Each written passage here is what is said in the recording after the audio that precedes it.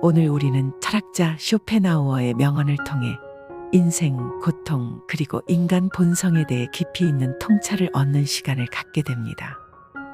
쇼펜하우어는 인간 존재의 깊이와 슬픔, 그리고 자아의 본질에 대해 심오한 질문을 던집니다. 자신의 슬픔을 말하지 말라, 개인적인 비밀을 남들 앞에 드러내지 마라, 상대의 생각이나 의견에 반박하지 마라와 같은 그의 말들은 우리에게 인간관계와 자기 인식에 대한 새로운 시각을 제시합니다. 오늘 우리는 쇼펜하우어가 제시한 인생의 어려움과 그 속에서 찾아낸 지혜에 대해 함께 고민해 볼 것입니다. 그의 생각은 때로는 무겁고 어려울 수 있지만 우리가 삶을 바라보는 방식에 귀중한 영감을 줄 것입니다. 지금부터 쇼펜하우어의 명언과 함께하는 여정을 시작해 보겠습니다. 사람은 혼자 있을 때에만 진정한 자신이 될 수 있다. 우리의 슬픔은 대부분 다른 사람들과의 관계에서 비롯된다. 우리는 다른 사람들과 같아지기 위해 우리 인생의 대부분을 낭비한다. 사람들의 눈높이에 나를 맞추려는 데서 모든 불행이 시작된다. 나는 어쩔 수 없이 나다. 내가 나를 부끄러워하지 않는다면 사람들도 나를 부끄러워하지 않게 될 것이다. 자신이 어떤 슬픔을 겪고 있는지에 대해 말하지 마라. 슬픔은 공유해서 좋을 것이 없다.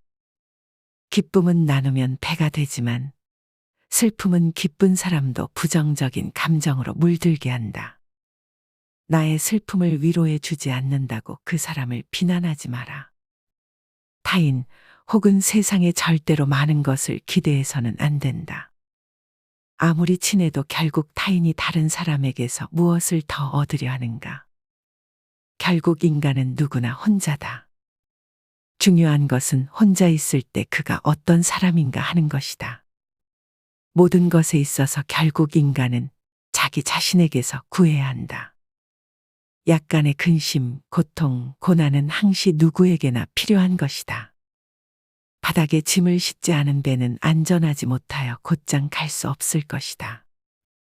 결국 인간의 행복과 불행은 무엇으로 자신의 마음을 가득 채우느냐에 달려 있다. 슬퍼하고 좌절하며 인생을 낭비하지 마라.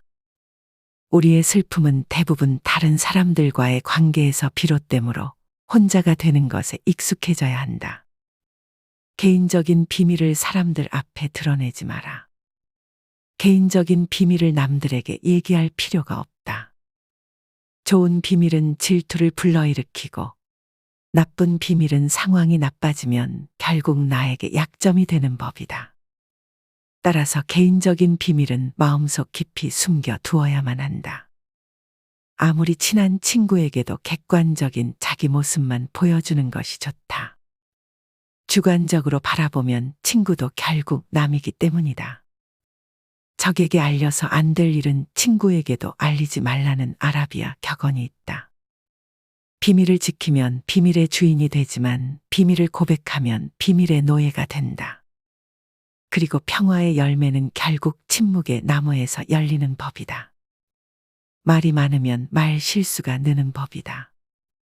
과묵함은 처세의 근본이란 사실을 우리는 결코 잊지 말아야 한다. 나의 걱정을 남에게 말하지 말라. 당신이 직면한 문제를 절대로 남에게 말하지 마라. 10%의 사람들은 신경조차 쓰지 않을 것이고 나머지 90%의 사람들은 당신이 문제에 처했다는 사실에 몹시 기뻐할 것이다. 언제 닥칠지 모르는 사건 때문에 마음의 평안을 잃는 일은 없어야 한다. 이를테면 우리는 불행한 일이 절대로 일어나지 않을 것이라거나 적어도 지금 당장은 일어나지 않을 것이라고 생각할 필요가 있다. 걱정에 대한 상상력을 얻게 하라. 걱정은 한번 시작하면 좀처럼 걷잡을 수 없게 된다. 거센 폭풍의 기운에 휩쓸린 것처럼 제멋대로 자라는 것이 걱정의 특징이다. 걱정에 대한 상상력은 모래성과도 같다. 우리는 걱정으로 모래성을 쌓지 않도록 반드시 경계해야 한다. 걱정의 모래성은 많은 열정만을 낭비할 뿐이다. 걱정으로 세운 건물은 단 한 번의 한숨으로 무너져 내릴 만큼 허망하다. 그러나 무엇보다도 주의해야 하는 것은 불행을 상상하면서 걱정하는 일이다. 바로 눈앞에 불행이 닥치기 전에는 미리 걱정하지 않는 것, 그것이 지혜로운 자의 행동이다. 인간은 누구나 홀로 있지 않을 수 없다. 결국 인간의 행복은 얼마나 홀로 잘 견딜 수 있는가에 달려 있다. 남들이 뭐라고 생각할까? 늘 이런 생각에 사로잡혀 사는 사람은 노예일 뿐이다. 노예는 늘 주인의 눈치를 살피고 주인의 명령을 따라야만 한다. 하기 싫은 일이 있을지라도 그것을 따라야 한다. 결코 노예로 살아서는 안 된다.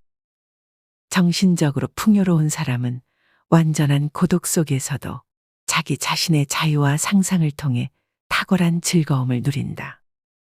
행복과 세상의 본질은 무엇일까? 인간 세상 어디를 살펴보더라도 그렇게 대단한 것을 얻기는 어려운 일이다. 세상에는 고난과 고통이 넘쳐오르고 있고 인생은 고통인 것이다.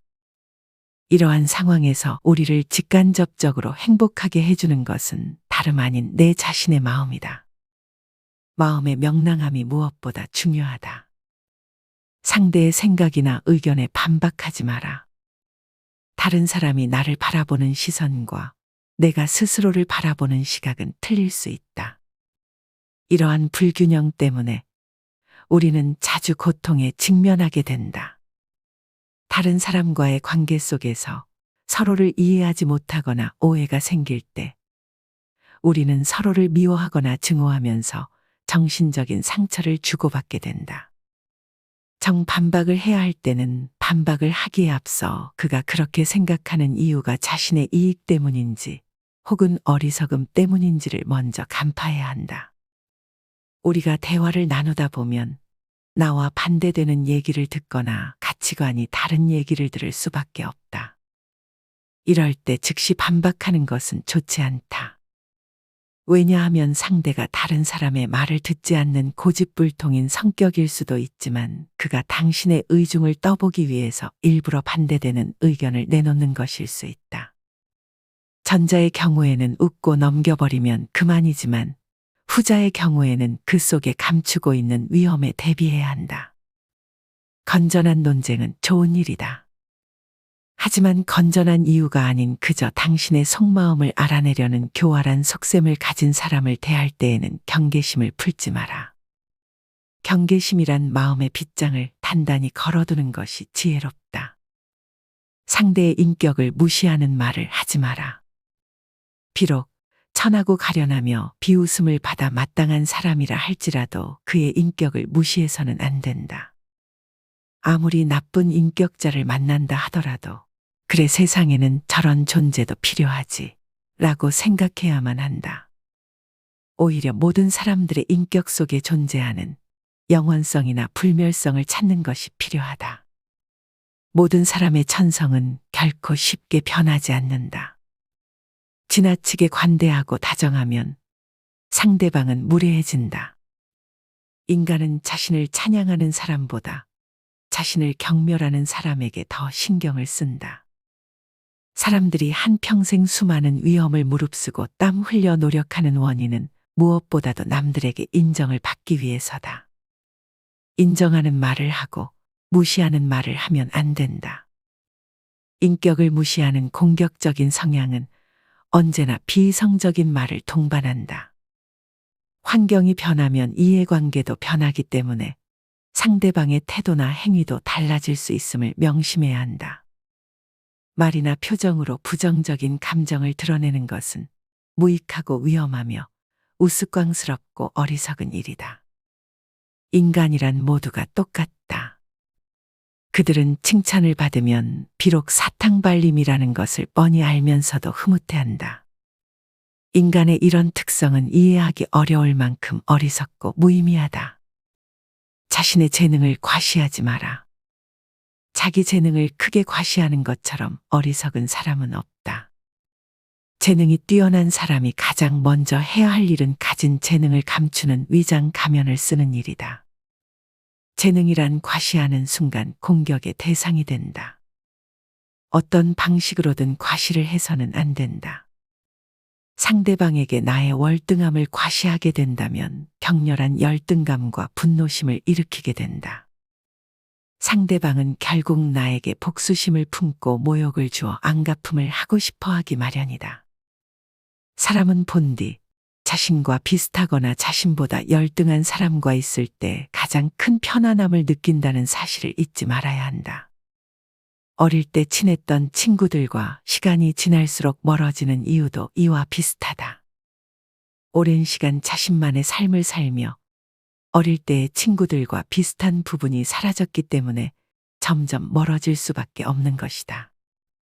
그러니 나의 안전을 위해 나의 뛰어난 점을 너무 드러내지 말고 재능을 드러내야 할 때와 숨겨야 할 때를 구분하여 다른 사람을 안심시켜라. 인간을 불안하게 만드는 것은 대상이 아닌 대상에 대한 의견이다. 행복이란 외부 어디에도 없고 자기 자신이 그렇게 느끼기에 행복한 것이다. 행복하게 살아간다는 것은 불행하지 않게 견디며 살아가는 것이다. 행복은 쾌활함의 정도에 비례해서 퍼지고 쾌활함은 육체와 정신적인 건강에 좌우된다. 건강한 거지가 병든 왕보다 더 행복하다. 나무가 튼튼해지기 위해서는 바람이 필요하듯 인간이 건강해지기 위해서는 운동이 필요하다. 최상의 보물은 밝은 표정과 쾌활한 마음이다. 행복의 90%는 건강에 달려 있다. 사람들이 질투의 감정에 사로잡히는 이유는 자신보다 나은 처지의 사람을 바라보기 때문이다. 그 사람이 자신보다 많은 재물을 가지고 있거나 다른 사람으로부터 더 많은 사랑을 받고 있다고 느낄 때 사람들은 대부분 자신의 비참함을 돌아보게 된다. 모든 불행의 시작은 남들과 비교하는 것으로부터 시작된다. 그러나 생각해보라. 이 지구상에 나보다 불행한 사람이 얼마나 많은지를. 태어날 때부터 눈이 멀었거나 듣지 못하는 사람들, 한 끼 식사도 제대로 못하는 사람들, 그들도 역시 당신의 주변에서 당신과 함께 살아가고 있는 사람들이다. 하루는 아주 작은 일생의 축소판이다. 아침에 잠이 깨어 일어나는 것이 탄생이여 상쾌한 아침은 짧은 청년기를 맞는 것과 같다. 그러다가 저녁 잠자리에 누울 때는 인생의 황혼기를 맞는 것이라는 것을 알아야 한다.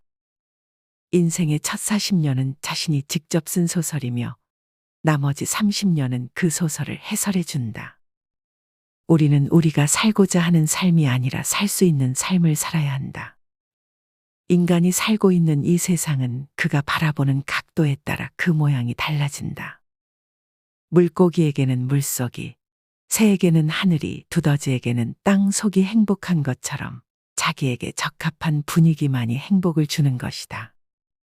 인간의 사교는 사교가 좋아서가 아니라 고독이 두려워서이다. 고독은 뛰어난 정신을 지닌 자의 운명이다. 사교가 뛰어난 사람은 대체로 평범한 사람이라고 평가해도 좋다. 그러나 비사교적인 사람들, 특히 남들과 잘 어울리지 못하는 외로운 영혼들은 어떤 면에서 뛰어난 능력을 가진 인물로 봐도 좋다.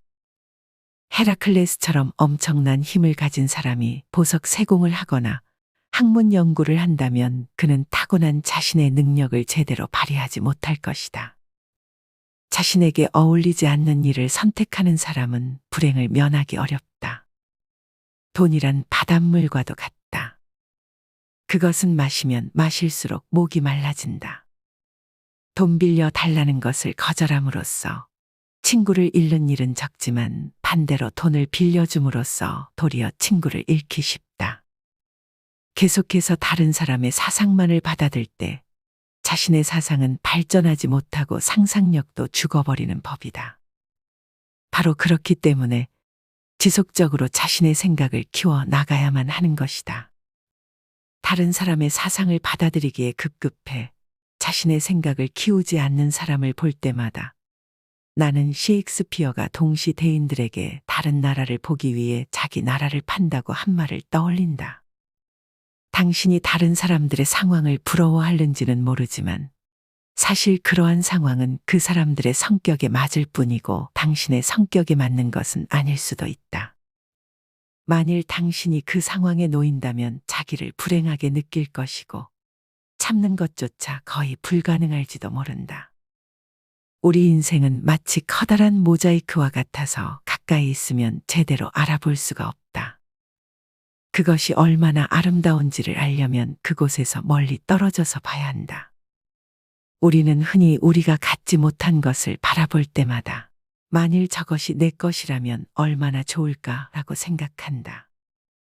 그럼으로써 자신의 결핍을 인식하며 불행을 느끼게 된다. 그러나 우리는 그 대신 자신이 소유한 것을 바라보면서 만일 이것을 잃어버린다면 얼마나 고통스러울까를 생각해 봐야 한다. 마음의 동료가 적을수록 고통도 줄어든다. 활동의 영역을 좁히면 마음의 동료를 줄일 수 있다. 그러나 정신적인 활동을 제한한다면 그것은 우리를 권태에 빠지고 만다. 실패로 결말이 날 것이라고 예상되는 상황에 처해 있더라도 한 가닥의 희망의 빛이 보인다면 결코 절망하지 마라. 시커먼 먹구름이 하늘을 뒤덮고 있더라도 한쪽 구석에 작지만 밝은 빛이 새어나오고 있다면 당신은 결코 희망을 버리지 마라. 아무리 작은 빛이라 하더라도 그 빛은 세상을 환하게 비춰줄 수 있으며 우리의 앞길을 열어줄 수 있다. 저기에 자그마한 빛이 보이지 않는가? 천지가 뒤집히기 전에는 용감한 사람은 결코 쓰러지는 일이 없다. 용감한 사람은 어떤 일에서든지 한 가닥의 희망의 끈을 잡고서 험난한 파도를 향해 뛰어든다. 하지만 대부분의 사람들은 작은 빛보다는 무거운 먹구름만을 의식하며 두려움에 떤다. 그러나 먹구름은 반드시 거치기 마련이다. 진정한 용기를 가진 자라면 그 작은 빛을 향해 자신의 모든 것을 던져 최선을 다할지어다. 차원 높은 숭고함은 시련 속에서만 얻을 수 있다. 자연은 때때로 사나운 회오리 바람을 내보낸다. 주위는 짙은 어둠에 뒤덮이고 하늘에는 거친 비바람이 휘몰아치고 있다. 우리의 시야를 방해하고 있는 바위는 거대하며 대지에는 나무 한 그루, 폴 한 포기도 보이지 않는다. 강은 요란스러운 소리를 내면서 거품을 일으키며 흐른다. 골짜기를 스며드는 바람은 귀신의 비명 소리를 방불케 한다. 그렇게 우리는 손과 발이 묶인 채 자연과 싸워야만 한다. 이러한 조건 속에서도 고통이나 고뇌의 마음을 빼앗기지 않고 사물을 객관적으로 바라볼 수 있다면 인식의 순수한 주체인 나는 모든 것을 분명하게 통찰할 수 있다. 객관적인 인식과 냉정한 통찰은 우리에게 있어서 반드시 필요한 능력이다. 이러한 인식과 냉철한 사고가 없다면 우리는 수많은 세파에서 살아남을 수가 없다. 무모함과 거침에서 벗어날 수 있는 길은 논리적이며 이성적인 사고뿐이다. 청년기에는 주관이 지배하고 노년기에는 사색이 지배한다. 다시 말하면 청년기는 작가로서 알맞은 시기요. 노년기는 철학에 적합한 시기다. 실천하는 데 있어서도 청년기는 주관과 인상에 따라 결심하지만 노년기에는 대부분이 사색한 다음에 결정한다. 오늘 우리는 쇼펜하우어의 명언을 통해 인생, 고독 그리고 자아에 대해 깊이 있게 탐구해 보았습니다. 그의 철학은 때로는 우리에게 엄격한 진실을 전달하며 때로는 내면의 평화를 찾아가는 길을 제시합니다. 쇼펜하우어의 사상은 우리에게 인간 본성의 이해와 자기 성찰의 중요성을 일깨워 줍니다. 그의 말처럼 우리는 고독 속에서 진정한 자아를 발견하고 내면의 목소리에 귀를 기울이며 살아가야 합니다. 오늘의 영상이 여러분 각자의 삶에 깊은 영감을 주었기를 바랍니다. 쇼펜하우어의 지혜와 함께 여러분의 삶이 더욱 풍요롭고 의미 있는 여정이 되길 바랍니다. 오늘 영상을 시청해 주셔서 감사합니다.